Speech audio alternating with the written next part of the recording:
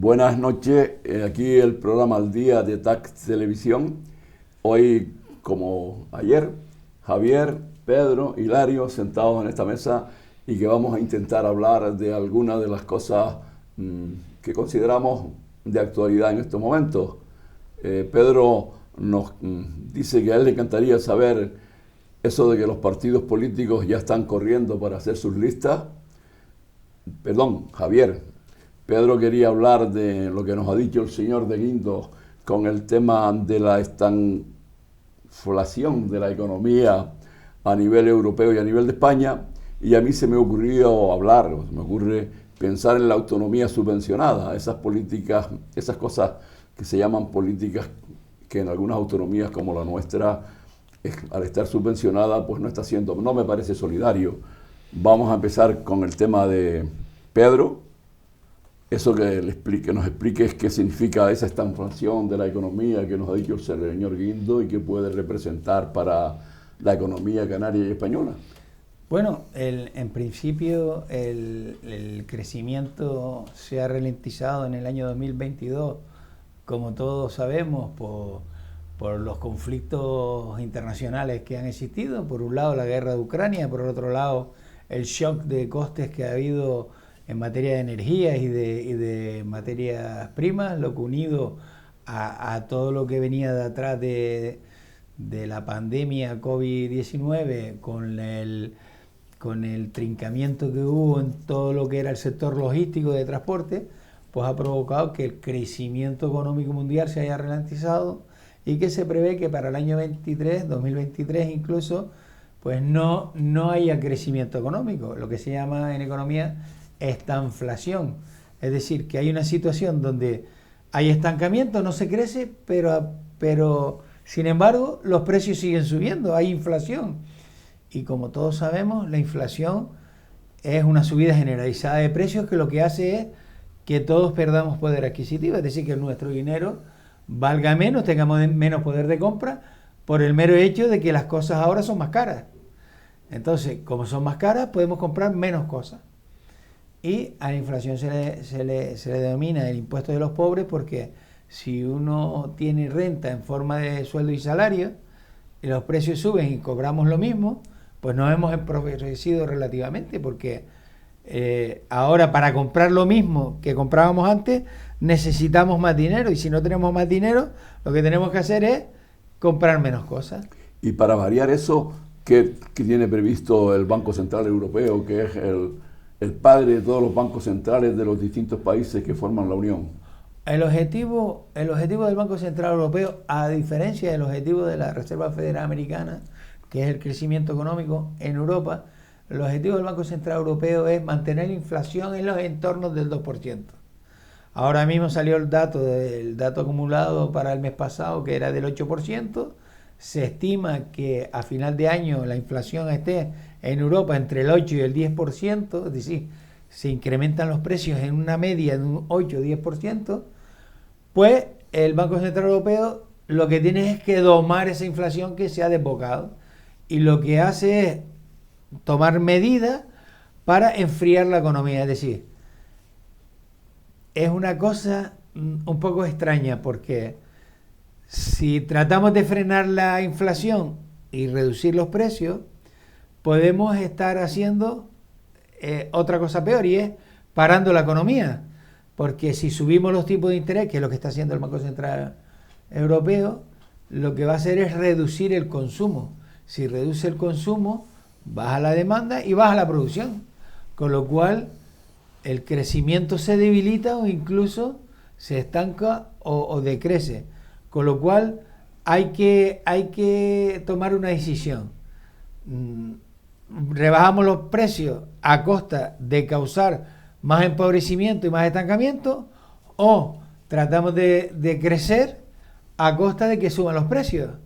Entonces, la decisión en Europa la tienen clara, van a ir por la lucha de la inflación, aunque haya mucha gente que va a sufrir este encauzamiento de la inflación. Javier, ¿y cómo lo ves tú lo que nos acaba de decir Pedro? Después de esta clase magistral del profesor Pedro, yo lo único es que el modelo económico que ha descrito perfectamente Pedro y es el que ahora mismo funciona, está en cuestión hace tiempo porque se basa en que siempre hay que crecer. Es decir, el modelo económico se basa en que si no crecemos es negativo para las personas, para la economía, para el desarrollo del mundo. Y evidentemente ahí eso choca con la sostenibilidad, es decir, seguimos creciendo ¿hasta cuándo? ¿Hasta cuándo vamos a seguir? Porque crecer, ¿qué es? Crecer es producir más cosas, consumir más el mundo, consumir más energía, consumir más suelo, consumir más agua, hasta que terminemos es como la nevera, ¿no? Si seguimos comiendo y la nevera no se rellena y el mundo no se rellena, el mundo es una nevera que cuando se termina, evidentemente es un principio económico que ha regido, pero que está en cuestión. ¿Por qué no crecer en calidad? ¿Por qué no crecer en servicios? ¿Por qué no crecer de forma más sostenible, ¿no? O no crecer, o distribuir lo que hay entre los que somos. Porque acaba de salir, ¿no?, 2 informes, ¿no? Además, acaban de salir más o menos en las mismas fechas. Por un lado, el estado de la pobreza en España, que se presentó en el Congreso de Diputados. Cada vez la pobreza extrema en España es mayor. Y los pobres intermedios parece que en estos tiempos, como ha habido algo de empleo, eso que llaman escudo social, todas las ayudas sociales que han habido, pues parece que se ha frenado la pobreza, pero la pobreza extrema, es decir, los extremos, siguen aumentando, cada vez más pobres. Y al mismo tiempo sale la revista Forge con los más ricos, que son cada vez más ricos. En Canarias, los que superan un patrimonio de 1, 2 o 3 millones de euros, que básicamente son empresarios en Canarias, Domingo Alonso, empresarios del sector turístico, que bueno, es lógico, si las empresas les van bien, pues es normal con el sistema impositivo y que va a ser una persona que va bien a la empresa, no sigo creciendo para no ganar más dinero, es decir, bueno, es un tema de valores o es un tema a debatir en otro ámbito, pero desde el punto de vista económico, si una empresa va bien, ¿por qué no va a seguir produciendo? Y no se puede frenar ese consumismo al que nos llevan permanentemente, que hay que consumir, por ir a algo más racional, algo más equilibrado, en el que no se vean tan afectadas las modestas economías familiares. Ahí va, y uno de los temas que hoy también proponía, que era qué hacemos las economías familiares, porque parece que si no consumimos no somos felices, ¿no? Y al final tenemos el ropero lleno de ropa que no usamos, alquilamos trasteos para guardar cosas que no vamos a usar en 3, 4, 5 años, tiramos juguetes nuevos, compramos un carro para el niño y cuando el niño ya es grande ese carro no se vuelve a reutilizar. Ahora hay una economía no solo del reciclar, sino de reutilizar. Ayer mismo estaba con un equipo de investigación de un catedrático de la Universidad de Las Palmas para reutilizar los componentes pequeñitos de los ordenadores que se fabrican en China y que están escaseando y que estamos triturando equipos electrónicos en vez de sacar esas placas y reutilizar esos pequeños componentes que duran hasta 20 o 30 años y los estamos triturando con 3 o 4 o 5 años. Entonces, el primer debate es ese. Crecimiento tiene que ser la señal, la medida de que las cosas van mejor. El Banco Central Europeo, ¿qué hace? El Banco Central Europeo, que además los gobiernos nacionales, los gobiernos estatales perdimos una herramienta muy importante, que es la política monetaria, la pusimos en manos de Europa. ¿Qué hace? Retirar dinero para que no gastes, retirar dinero subiendo los tipos de interés para que no pidas préstamos o te cueste más caro, o para que no consumas menos. Pues porque no volvemos a un modelo distinto, más sostenible. Llevamos hablando de eso muchos años. Unos dicen que la sostenibilidad o que el tema medio ambiente es cosa de izquierdoso y que es mentira. Pero realmente hay un sentido común. Tenemos un mundo con X metros cuadrados, o X kilómetros cuadrados y con X recursos, con una población que cada vez va creciendo más, que va envejeciendo más.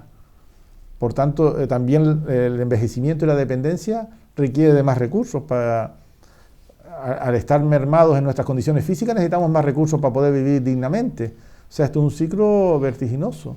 Y además, históricamente, y eso Pedro, que es profesor de economía, lo sabe, estos procesos de inflación, lo que dice, es como la manta del sofá. O te tapas los pies o te tapas el cuello. No sé por qué en el sofá tenemos esas mantas, ¿no? O te tapas el pie, pues igual. El Banco Central Europeo, si frena la inflación, frena la economía, hay desempleo, por tanto le estás quitando pobreza a través de los precios, pero estás generando pobreza a través de la falta de empleo. O sea que no si tiene sentido, ¿no? Y no cambiamos estas políticas, ¿no? Y si no te tapas nada y te quedas desnudo, ¿qué puede pasar? Pues nada, la libertad, eso es algo que nos da vértigo, que es la libertad, el ser libre, el no depender de nada, el no tener nada. Hay muchas personas que viven en la calle y es un sufrimiento, y para mí es un dolor cada vez que veo a alguien durmiendo en la calle, pero al mismo tiempo me viene una imagen de decir, no sea más libre que yo, que dependo de pagar no sé cuántas tarjetas de aquí y no sé cuántos hijos que tengo viviendo del cuento, estudiando por ahí, y que si el Movistar, que si el Internet, que si... y al final está uno todo el día corriendo, ¿no? Decía Pedro, ¿no? Vengo corriendo siempre, ¿no? ¿Venimos corriendo para qué? ¿A dónde vamos a llegar? ¿A pagar? ¿A tertulia? ¿O a pagar todas las tonterías que compramos y que hay que consumir? Porque si no la economía va mal, ¿no? Pero no están por ahí los ricos criticando porque les iban a poner unos pequeños impuestos para ayudar un poco a variar la situación de los más modestos, no vamos a llamar pobres, sino de los más modestos. De eso, Pedro, eso es una tontería. De los ricos sabe más Pedro que yo, que se relaciona con ellos. Yo no... Pero no quiere decir que Pedro sea rico, ¿no? No, yo soy rico. Es rico en conocimiento y en amistad. Soy rico, tengo gente, en amor. Tengo gente que me quiere, no tengo... Pues un debate importante, que ser no rico. le deseo nada a nadie, no tengo grandes problemas, o sea que en el sentido amplio de la palabra soy rico. Otra cosa es que tenga muchas cosas, porque ser rico hoy en día se restringe a tener mucho dinero y muchas cosas. Yo a lo mejor no tengo tanto dinero ni tantas cosas, pero soy rico porque tengo otras cosas que sí que son riqueza, y son gente que te quiere, que te aprecia. Tengo una familia, Y que no afecta la inflación, a eso no le afecta la inflación. Y no le afecta ni la inflación ni el crecimiento económico. Entonces tú aconsejas a la familia que piensen de la forma que tú estás diciendo ahora. Exactamente. Muchas veces uno de los problemas de las sociedades modernas es que somos esclavos de lo que tenemos. Y yo recuerdo cuando estaba en tercero de bachillerato un profesor que era un cura que dice que no es más rico el que más tiene, sino el que menos necesita. Y eso es cierto, cuando yo me da la pájara y me pongo nervioso, me pongo un poco acelerado, me tumbo en el sillón de mi casa y empiezo a ver la cantidad de cosas inútiles que tengo en mi casa y que me han costado muchas horas de trabajo y muchos nervios y muchos quebraderos de cabeza. Y digo, ¿todo esto para qué? Porque todo está en nuestra cabeza. Estamos bien, mal o regular en función de cómo nos sentamos. No es cuál sea nuestra situación objetiva, sino cómo vemos nosotros nuestra situación. Con lo cual, al igual que yo siempre digo que la economía es un estado de conciencia, el encontrarse bien, mal o considerarse rico o pobre, también, salvo los casos extremos de donde hay escasez de todo, es un estado de conciencia. Y hay gente que no tiene muchas cosas y es inmensamente feliz, y hay gente que no sabe lo que tiene, de tantas cosas que tiene, y es enormemente desgraciado. Con lo cual, es verdad lo que dice Javier, que el consumismo con cabeza es bueno, si perdemos la cabeza es muy malo. Y el problema que tenemos es que nuestro sistema se basa en el consumo. No conocemos otra forma de crecer y de dar empleo a las personas, salvo en el consumo. Consumimos para que las empresas produzcan más, producir más, contratan más y todos tenemos dinero. ¿Para qué? Para consumir más.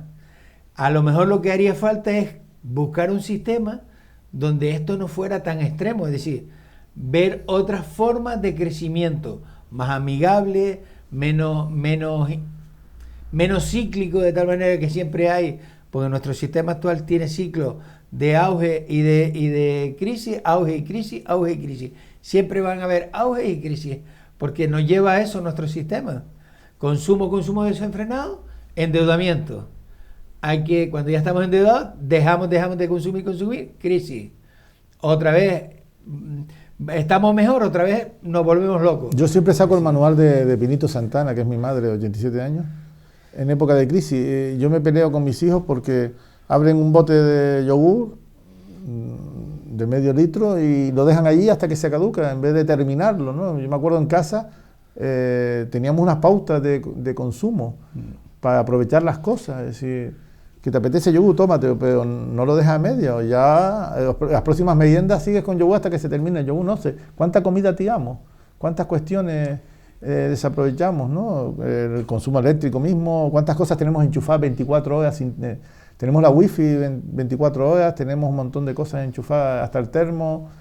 Tenemos un concepto de consumo que no es real. Nuestros hijos con 18, 19 años quedan para cenar con sus amigos, para cenar.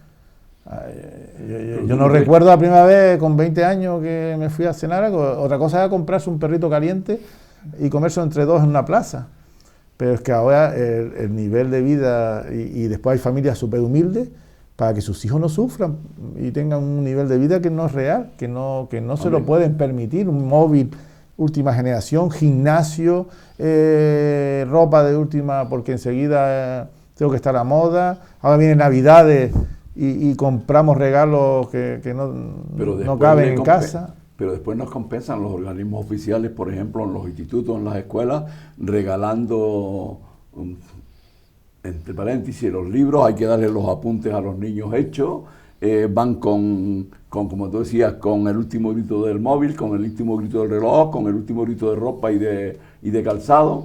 Y ahí es donde yo digo que los medios de comunicación nos están haciendo un flaco servicio en momentos de crisis, cuando en vez de inducir el ahorro, siguen induciendo y siguen divulgando que tenemos que consumir, porque si no la sociedad no funciona.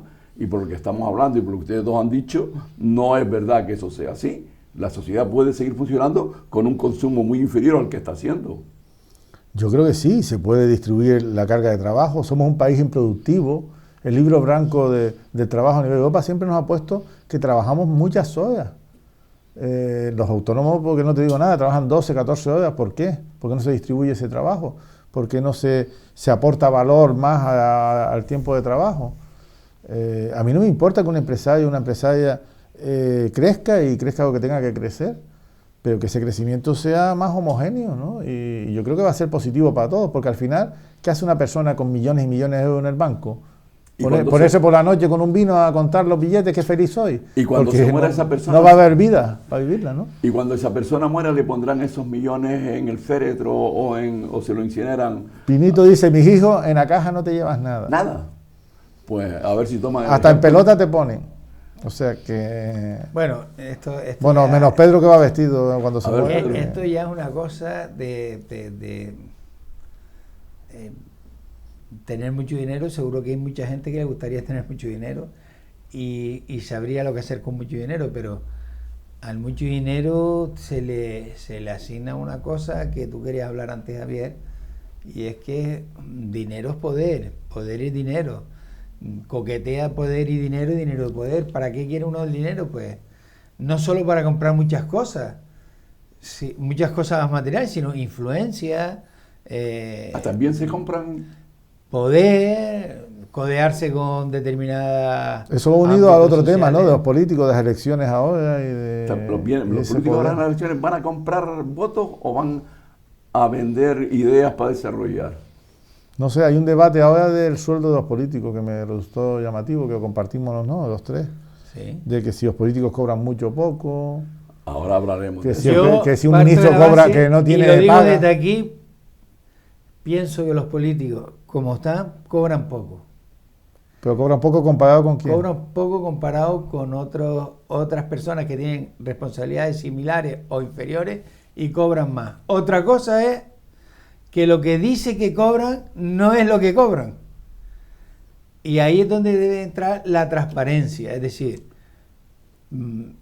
negro sobre blanco, cuánto cobra y cuánto se le da de que no es monetario sino en especie. Bueno, habría que valorar eso también. Vamos a hacer un alto y luego hablamos de eso, porque Javier, en uno de los puntos que había propuesto, había aportado para dialogar sobre él, creo que hablaba un poco de ese tema y lo tratamos en el próximo espacio. Pues muy bien, pues ahora seguimos.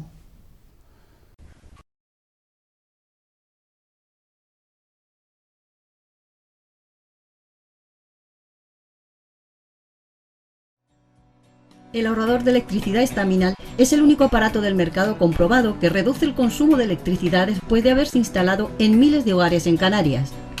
No deje que su factura de electricidad afecte a su economía familiar. Estaminal es autoinstalable y no consume electricidad. Estaminal le garantiza una reducción de un 20 hasta un 35% de su recibo de luz. Diga basta al excesivo consumo de electricidad y llámenos ya al 928-481-249. Recuerde, puede ahorrar hasta un 35% de su factura de electricidad. Estaminal, la seguridad del ahorro.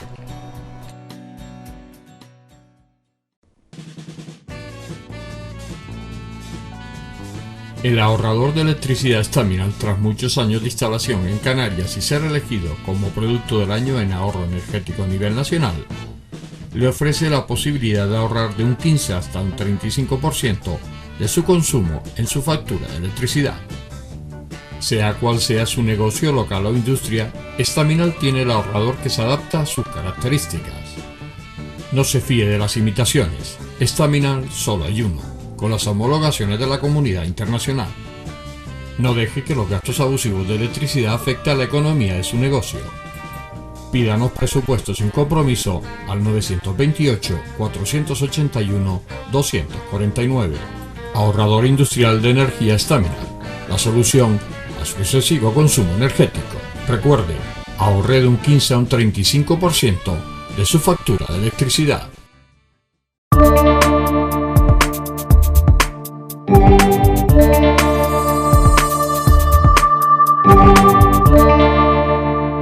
Seguimos con el estado de la cuestión en el programa Al Día. Vamos a hablar un poco de uno de los temas que planteaba Javier y que parece ser que era en lo que terminamos el trocito anterior.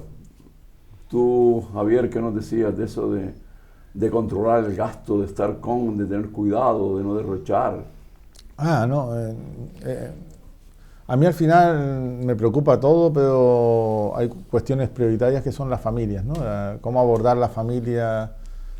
Hace un tiempo impartía talleres de economía familiar en concejalías de bienestar social a familias, a personas que recibían bolsas de comida o recibían determinadas ayudas por parte del ayuntamiento, ¿no?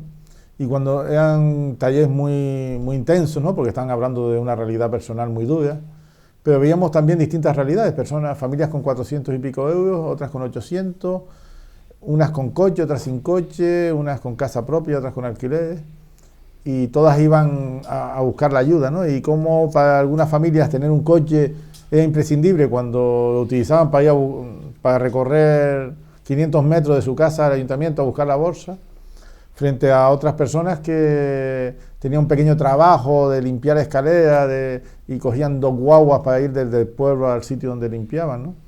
Entonces, la conciencia, ¿no? De qué modelo de sociedad tenemos, qué modelo de sociedad nos han impuesto, ¿no? Esa felicidad que hablaba Pedro, ¿no? A través del consumo, se ha impregnado tanto que ya es imprescindible tener familias muy humildes, tener un móvil con internet, puedes tener un teléfono, por si estar comunicado para necesidades, para un trabajo, para cualquier cuestión de médico, pero no tienes por qué tener internet, que vale dinero, o aprovechar los sitios de wifi gratis que hay. Es decir, hay un montón de pequeñas gestiones, lo llaman algunos especialistas los gastos hormiga o los gastos termitas, que es eso de salir de casa y tomarte el café enfrente, porque no lo tomaste en casa, que enfrente te vale 1,20 € y en casa mejor con 30 céntimos lo tienes, ¿no? Ese tipo de gestión, yo por lo menos mi generación, teníamos esos valores. Yo ahora que me pongo a hacer números, no entiendo cómo mi madre crió a 5 hijos y hemos salido para adelante, hemos tenido estudios, hemos tenido un montón de cuestiones, ahora aplicando incluso la inflación, es decir, extrapolando ese dinero a la fecha de hoy, es imposible. Hubiésemos estado en las estadísticas en la pobreza, si no se vea en la pobreza, porque determinadas cuestiones, en casa no había coche, mi padre no tenía coche y nunca sufrimos por eso. Mi hermano mayor cuando se independizó se compró un Mini 850 de aquello. Ahora en casa hay 2 o 3 coches y no nos planteamos quitarlo. Hay un montón de estructura de gastos que si la organizamos, pues en época de crisis habrá que cambiar los comportamientos de consumo. Va a ser duro porque es salir de la zona, lo que llama la zona de confort, que no es una zona cómoda, es una zona de hábitos, tenemos una serie de hábitos. En casa, dicen la cesta de la compra, yo cuando voy al supermercado, yo he calculado que el 40% es productos de limpieza para casa y de higiene personal, porque ahora los jóvenes y las jóvenes tienen más cremas que, ¿no?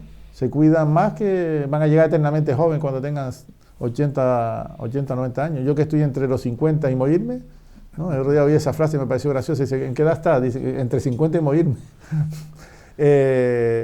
Pues todos esos hábitos habrá que cambiarlos y habrá que generar, como decía Pedro, un modelo más sostenible y no sé a qué estamos esperando. Le achacamos al COVID, es decir, el COVID fue un palo, pero fue un enfriamiento, un frenazo de la economía meses. Es decir, toda una economía mundial no podía aguantar 2 meses quieta. O no tenía recursos, no tenía espalda, no tenía como para que ahora arrastremos todo eso, porque realmente quieto fue 1 mes, 2 meses, 3 meses.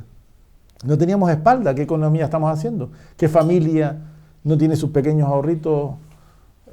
¿No? Porque se supone que como mundo somos una familia de clase media, como mundo. Y después tenemos un montón de personas ahí en otros países pasando hambre. Tenemos tantos elementos para cambiar, entonces ni la guerra, ni la invasión de Rusia a Ucrania, ni el COVID.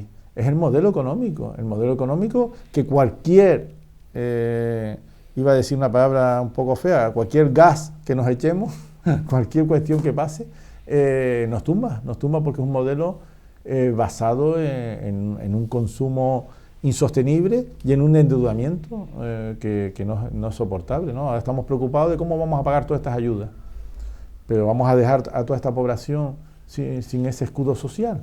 Pero lo que se ha visto a través de la guerra de Rusia y Ucrania, de que toda Europa depende del gas, de los cereales y de unas cuantas cosas más que producen esos 2 países, ¿no crees que es una muestra del abandono que ha hecho Europa del sector productivo de las necesidades primordiales y elementales de la familia, de la sociedad? Voy a romper una lanza ahora, aprovechando que el Pisuerga pasa por Valladolid, una cosa que yo les enseño a mis alumnos. Esto es consecuencia de la división del trabajo y la especialización, de la aplicación de la teoría de la ventaja competitiva. En España, pues sin ir más lejos, la península ibérica, todo lo que es Castilla era cerealera, porque se cultivaban cereales. En la meseta se cultivaba el cereal.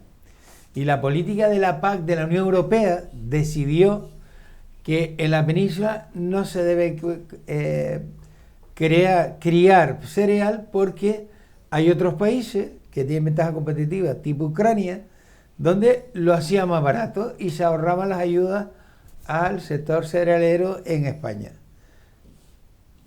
Una zona básicamente cerealera que producía, que éramos excedentarios exportadores de cereales, se deja de cultivar cereal y empezamos a cultivar otra serie de productos que tenían subvenciones y ayuda de la PAC, pero no ese que se deja en manos de Ucrania, en manos de países terceros a los que se le compraba, entre ellos Rusia también, a los que se le compraba cereal. Consecuencia de la ruptura de la distribución de Ucrania en España, país cerealero exportador por excelencia, no hay cereal. Especialización y ventaja competitiva. El mercado se ha internacionalizado y eso ha provocado que, como vamos mirando el coste más barato y la ventaja más barata, productos básicos de necesidad que se ponen de manifiesto en una crisis como la crisis del COVID o la crisis ahora de la guerra de Ucrania, de la invasión de Rusia por Ucrania, pues se ponga de manifiesto que hay que tener un mínimo de producción en tu país. ¿Para qué? Para que una paralización de la economía mundial no sea un shock, que no debería serlo.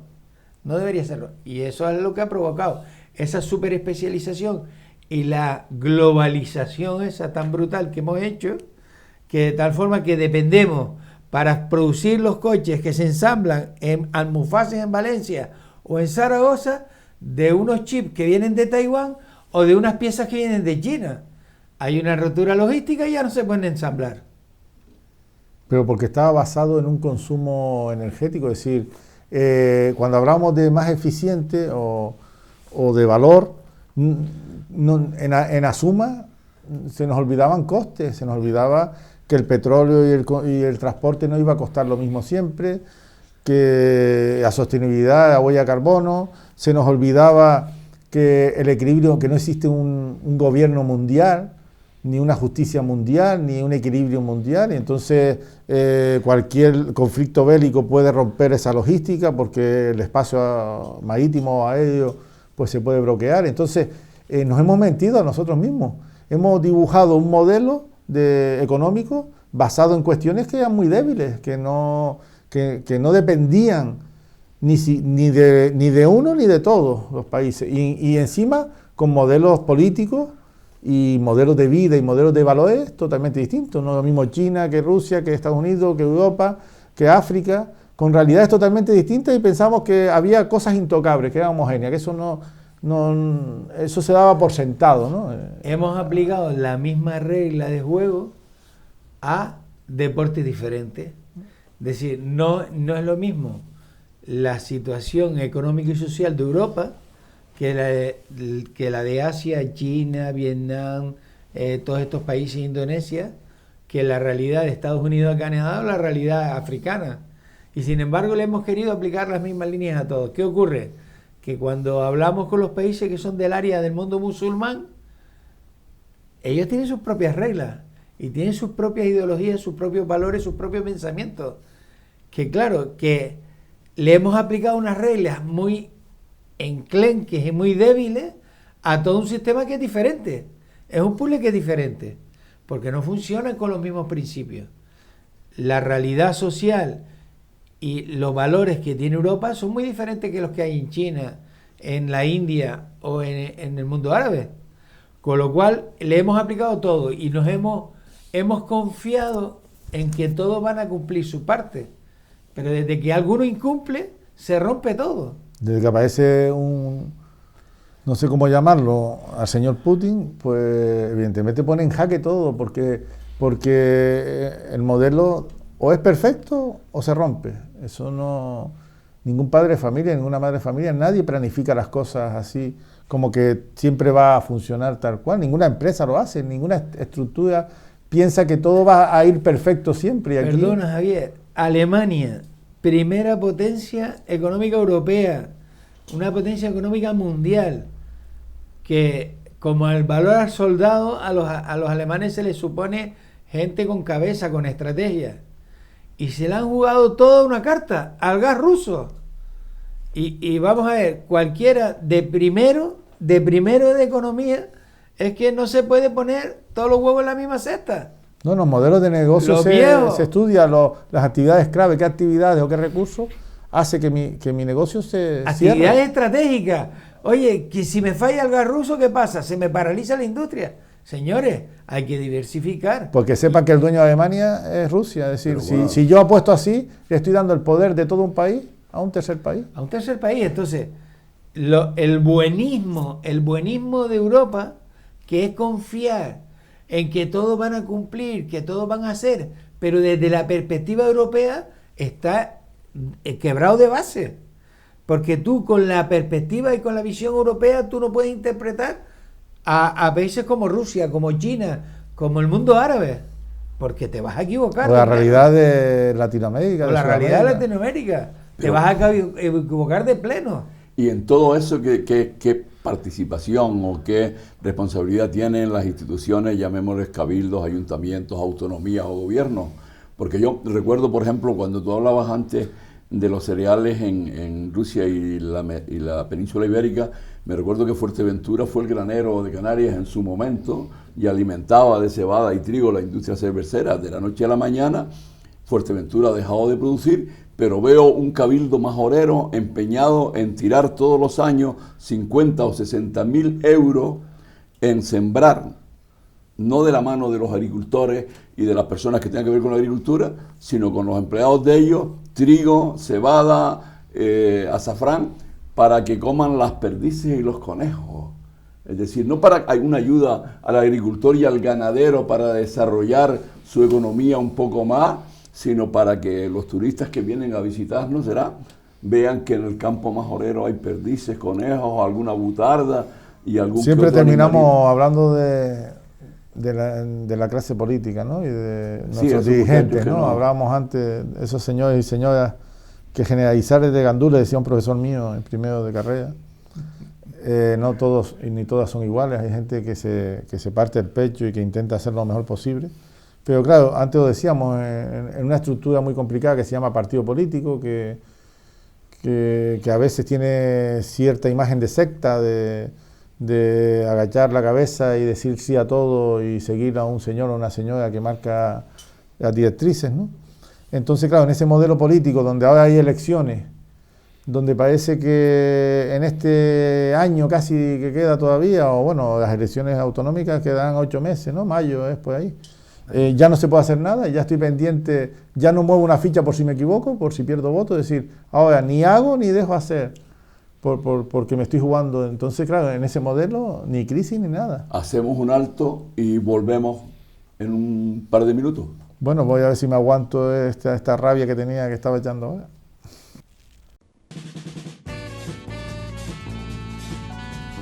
El ahorrador de electricidad Staminal, tras muchos años de instalación en Canarias y ser elegido como producto del año en ahorro energético a nivel nacional, le ofrece la posibilidad de ahorrar de un 15 hasta un 35% de su consumo en su factura de electricidad. Sea cual sea su negocio local o industria, Staminal tiene el ahorrador que se adapta a sus características. No se fíe de las imitaciones, Staminal solo hay uno, con las homologaciones de la comunidad internacional.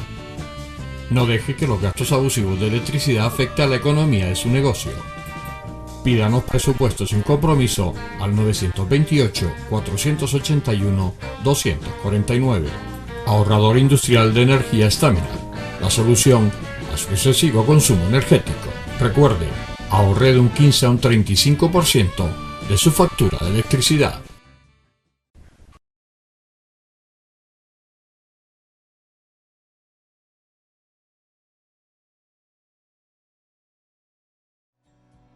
El ahorrador de electricidad Staminal es el único aparato del mercado comprobado que reduce el consumo de electricidad después de haberse instalado en miles de hogares en Canarias.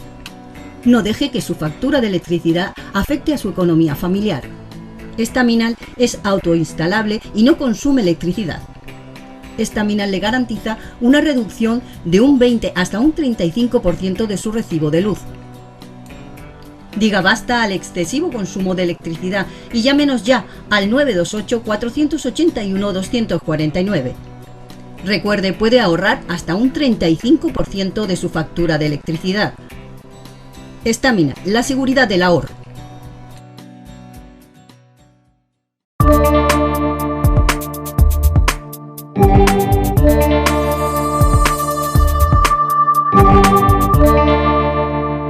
Seguimos en Al Día, el estado de la cuestión, porque no es lo mismo la cuestión del Estado.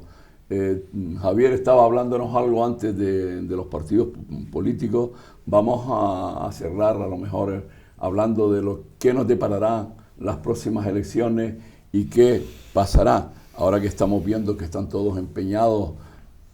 Por primera vez parece ser que les preocupa a algunos políticos de que tenemos que tener otras alternativas a eso que llaman turismo, un turismo de baja calidad, pero que al menos dice que nos genera trabajo y empleo. ¿Qué piensan ustedes que puede pasar? Perdón, Hilario, no quería dejar pasar lo que nos quedamos en la primera parte, al final de la primera parte es el sueldo de los salarios, el sueldo de los políticos. Eso sería conveniente. También vamos a tratarlo hablando de eso que se llama la política, que los pobres creo que malviven, no ganan lo suficiente como para vivir. No, y es importante incluso para mí siempre ha sido un misterio, como no he pertenecido a la estructura de un partido político, cómo se hacen las listas, ¿no? Para mí es un misterio. Lo que me cuentan es que un señor o una señora prácticamente hace el 90% de su lista, el cabeza de lista es el que decide y después algunos compromisos, ¿no? Me imagino que es como las bodas, ¿no? Que invitamos a la familia más los compromisos, ¿no? Y algunos se quedan fuera porque no da el presupuesto para más.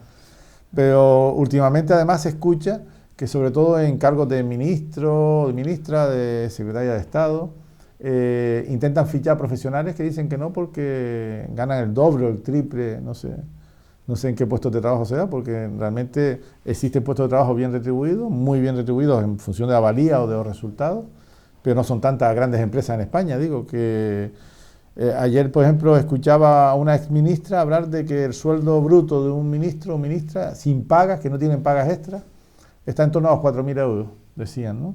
Y que había muchos concejales o alcaldesas o presidentes de autonomía o presidentas de autonomía que ganaban mucho más que el presidente del gobierno de España, ¿no? Pedro Sánchez. Y hay un debate sobre eso. Claro, cuando a mí siempre que me preguntan más o menos, tendré que compararme, decir qué responsabilidad, qué funciones, qué dedicación, una evaluación de puestos de trabajo, digo, si al final es una dedicación de tiempo y quitamos totalmente la parte vocacional, que para mí debe tener la política, es decir, no creo que tampoco se debe aspirar en la política a ganar lo mismo que en la privada, porque hay una parte que es voluntaria de vocación, de servicio público, por lo menos en mi cabeza sigue existiendo esos valores, ¿no? Tú estás hablando de los salarios de los políticos en las distintas instituciones, pero los salarios de los profesionales libres o de otras, hablemos de la banca, de las empresas multinacionales, tienen unos salarios que son disparatados en función con lo que ganan los políticos. Incluso hasta los jueces y magistrados también tienen unos salarios bastante importantes de acuerdo a lo mal que funciona la justicia. Y esto sí que no tiene sentido, que tengan esos salarios. Un juez, no se crea, una jueza, un juez, estamos hablando 2.000 y pico, 3.000 euros con la responsabilidad, con la responsabilidad que los tiene. grandes de un poquito más. Pero Hilario se refiere al presidente del Tribunal Constitucional y a algunos miembros del Consejo General y del Constitucional, del Poder Judicial, yeah. Pero eso no es representativo. Eso no es la representativo de jueces y magistrados que para la responsabilidad del trabajo que tienen, pues no están especialmente bien remunerados.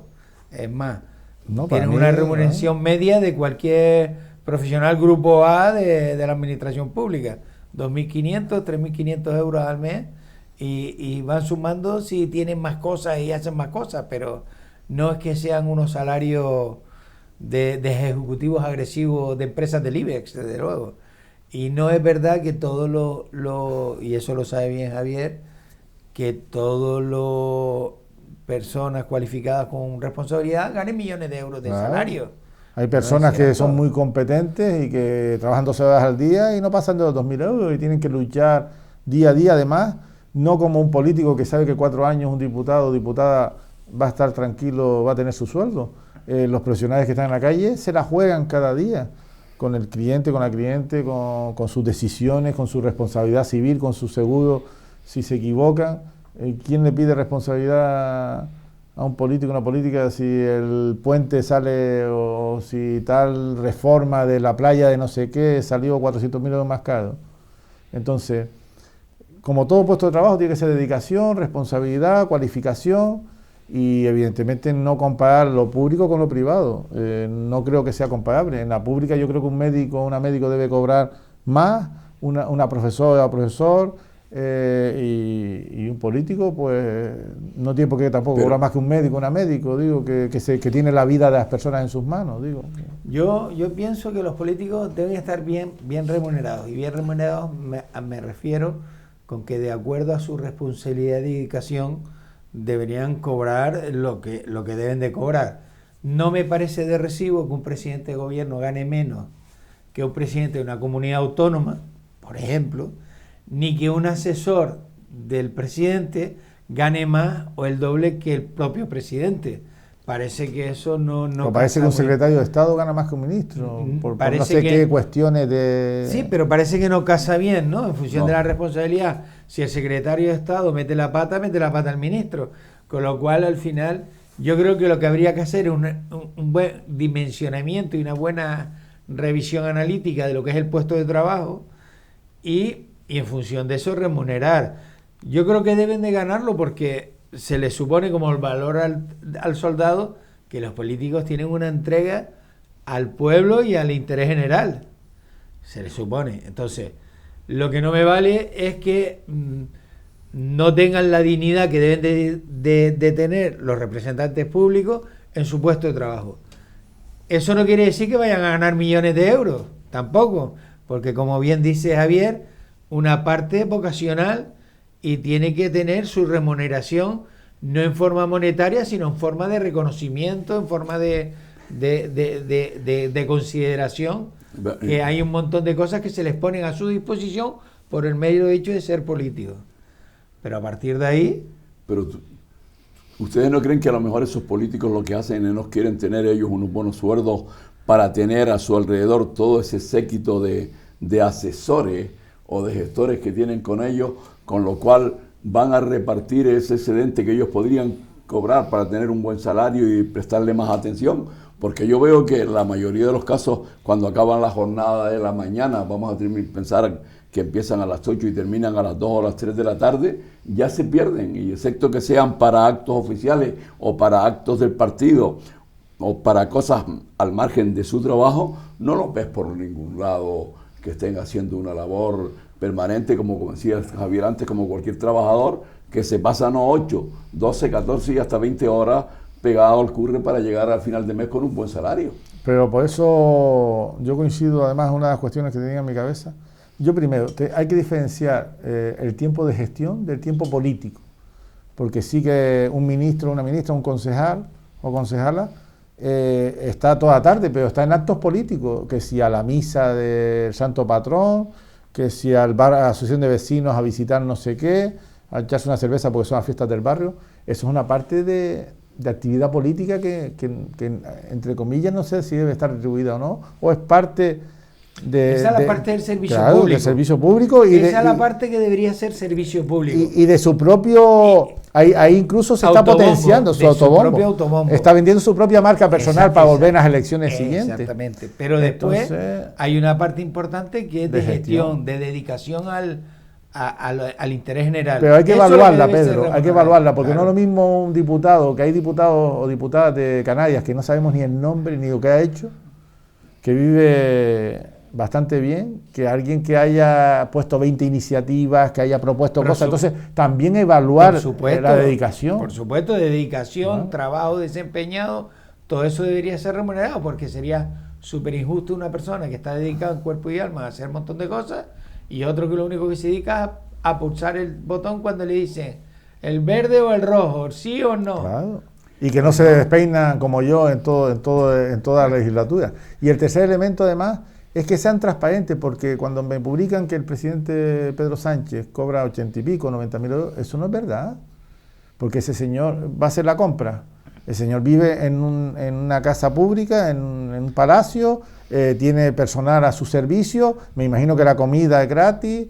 Entonces eso es limpio, ese dinero es limpio porque no gastan nada. Por eso compran ropa para trabajar. Que habría que sumar a lo que cobran monetariamente. Y 400 asesores. Claro, lo que es la remuneración en especie, que también es. Y lo que cuesta, es decir, su trabajo. Exactamente. ¿Cuántas personas tienen para que él se lea un párrafo? Tiene 6 personas que se han leído antes no sé cuántos documentos, que le han resumido, que le han dicho lo que tiene que decir. El otro día estaba yo en un acto oficial, que en una jornada, que la cerraba un alto cargo para no decir quién es. Llevaba jefe de protocolo, jefe de prensa, jefe de no sé qué. El jefe de protocolo, por lo visto, le dice qué viste, qué come, quién lo va a recibir. El jefe de prensa qué tiene que decir. ¿Sabe? ¿Para qué? Para que el señor esté en 15 sitios al mismo tiempo sin saber qué está haciendo. Y ha creado la competencia, el señor o la señora, para no decir quién es, ha creado la competencia de, en el ratito que va en el avión, en el coche oficial, leerse las 4 cosas que dijeron y quedar bien en la foto. Entonces, porque al final lo bonito es que esté esa persona allí, que es verdad. A veces para validar procesos tiene que estar una autoridad que le dé esa validación. Pero ¿cuánto cuesta todo ese protocolo, todo ese postureo, ¿no? Toda esa imagen? El que tengan toda esa gente a su alrededor quiere decir que nuestros políticos, que la gente que se dedica a política están mal preparados, aparentemente, no sé. Porque si no, si tú estuvieras bien preparado y tuvieras un conocimiento... Yo lo vi llegar hoy a usted aquí a TAC Televisión y no traía ni chofer, ni traía jefe de prensa, ni tenía jefe de gabinete. Pero hay una cosa que lo está haciendo bastante bien. Hace 2 legislaturas el Parlamento de Canarias decía que de los 60 parlamentarios que habían, 20 no tenían ocupación. 20. Con lo cual estaban cobrando un salario mínimo que era de 3.800 euros. Pero a mí lo que me hizo gracia es que luego esos señores que eran 60 lo incrementaron a 70, con lo cual pasaron 10 más a no tener ocupación en el Parlamento, o bien porque los partidos no se fían de ellos, o bien porque realmente las personas no valen y lo cogen porque son algo populares para gastar votos. O porque están... Aquí hay una serie de contradicciones. Es que cuántas alcaldesas o alcaldes están, o presidentas de cabildo, de diputados. No se puede estar... Es decir, no hay bastante trabajo en un ayuntamiento, en un cabildo, como para estar de diputado o diputada. O es que el trabajo de diputada no es necesario. Hace poco se publicaron cuántas iniciativas habían presentado cada... Había personas que... Claro, si tienes otra responsabilidad que pinta... Si necesitamos 70 parlamentarios, pues nos necesitamos trabajando, no nos necesitamos en otros sitios haciendo cosas, ¿no? Nos necesitamos allí, generando normas, generando iniciativas, ¿no? Que pintan de alcaldesa o de alcalde o de presidente de un cabildo. Pero estaban diciendo el otro día en la prensa que uno de los senadores por la Comunidad Autónoma Canaria no va a la mayoría de las sesiones del Senado y cobra un sueldo pequeñito a final de mes. Aquí en Canarias tenemos concejales que han estado diputadas, presidentes de cabildo de parlamentarias, alcaldesas de parlamentarias. No tiene sentido. Si necesitamos 70 parlamentarios, los pagamos. Pero es que son pobres. Pero los ponemos a producir, ¿no? Pero a lo mejor es que son pobres y necesitan tener doble sueldo para sacar y mantener la economía doméstica. Puede ser que tengan muchos gastos. Pueden tener muchos gastos. Puede ser que tengan muchos gastos, entonces necesitan estar pluriempleados. Y tú, cuando empezamos al principio, vuelve a hacer hincapié en eso famoso de que los políticos debieran de estar bien remunerados en función del trabajo que eso a Eladio no le gustó. No, a mí sí me gusta. Yo soy de los que digo que el señor que ejerce una profesión, la política no es una profesión, pero vamos a considerarlo, tiene que tener un buen sueldo para poder dedicarse de lleno a hacer una buena labor. ¿Y cuál es un buen sueldo? Venga, vamos a hacer una subasta aquí. No, pero ¿cuál es un buen sueldo de un diputado o diputada? Después discutimos qué se considera bueno o mal sueldo. Yo en principio pienso que una persona debe estar bien remunerada, primero para que pueda hacer bien su trabajo y no tenga excusa. Para que no pueda decir, es que yo gano poco y entonces si gano poco trabajo poco. No, usted está bien remunerado y está en un trabajo de servicio público, con lo cual usted debe de trabajar para el interés público, para el interés general, y por tanto no tiene excusa para decir que es que no se le paga su tiempo. Si se le ha pagado bien, a partir de hoy, responsabilidad que te pego.